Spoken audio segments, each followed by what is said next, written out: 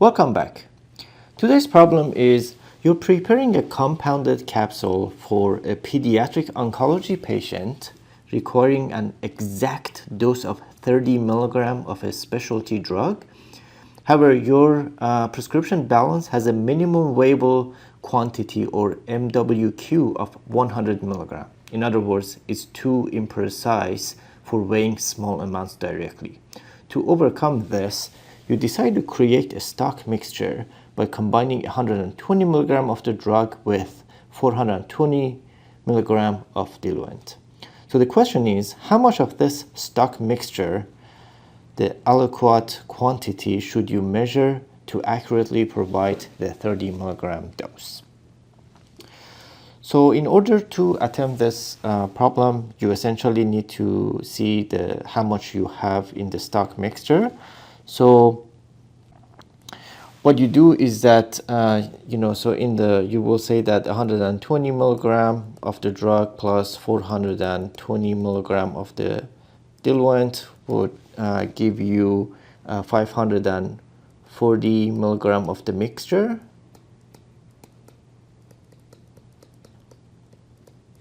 And then essentially to solve this problem, you can really ignore this MWQ, so don't let that confuse you. So you just need to see how much you need to get of the mixture in order to get your 30 milligrams. So you essentially, if the mixture is 540 milligram, you can set up proportion. So you can say inside of that is 120 milligram of drug. And then you will see, in order to get 30 milligram of drug, how much Aliquot, we're going to call it X. So then you can solve for X. So essentially, when you solve this, you will see that X equals 135 milligram. So essentially, if you take 135 milligram of the mixture, that would include 30 milligram of the drug. And the reason we need to do this is because this, the scale or balance that we're using has minimum weighable quantity of 100. So this is over 100, so that's going to work. So that's the correct answer. Now, in case you were wondering about MWQ. So here's some things about MWQ. So first of all, anytime you have a scale or anytime there is measurement involved, you're dealing with measurement error. So in general, you can say that, you can usually calculate percent error, which is, when it's, in the context of measurement is, the actual weight minus desired weight divided by desired weight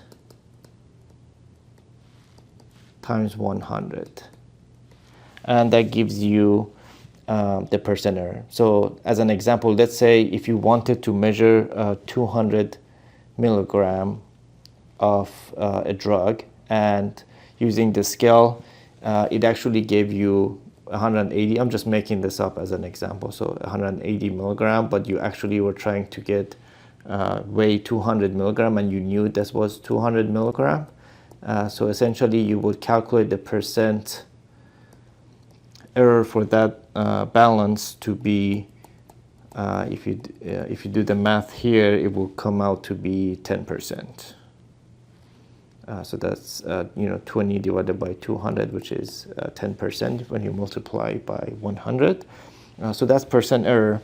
And then there is the concept of sensitivity requirement for balances. So sensitivity requirement, or SR, you actually you can calculate it based on and here's how it goes. So essentially, imagine you have a scale. So I'm just gonna draw a very inaccurate scale. So let's say this is a scale, and you put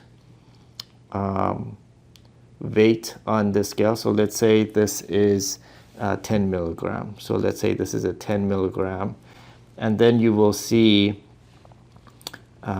you know, and then this has readings on it, and then let's say when you put the 10 milligram, this will move from 0, because before you put the weight, this handle would be at the 0.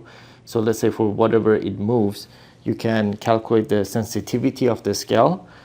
So it's essentially the weight that you use divided by the number of divisions that it moves. So we'll just call it movement. So in this example, let's say if you use a 10 milligram, and then let's say the hand of the reading on the screen, it moved. We're assuming this is an analog balance, not a digital. So let's say if it moved by 3 units, then you divide this by 3, and then this will give you a 3.33 milligram sensitivity requirement. And you know, essentially, the smaller the sensitivity requirement is better. That means you know, your scale or balance is more sensitive. And then to relate this to percent error, so essentially sensitivity requirement equals percent error times quantity, okay? And then you divide that by 100. So I'm showing you this to show you the relationship between minimum weighable requirement, so or minimum weighable requirement, or MWQ. So if you have a scale or balance and there's not much you can do about the percent error and SR, so when those numbers are you know, fixed, when you solve for Q, that gives you minimum weighable requirement. So if in the case of this example, this was 100, that means that essentially the balance was not sensitive enough to be able to measure anything under 100 milligram. Anyway, long story short, that's why we had to make this mixture to be able to use the balance to measure something more than 100, which in this case happened to be 135 milligram. Hopefully you were able to do this on the back of a napkin, and see you next time.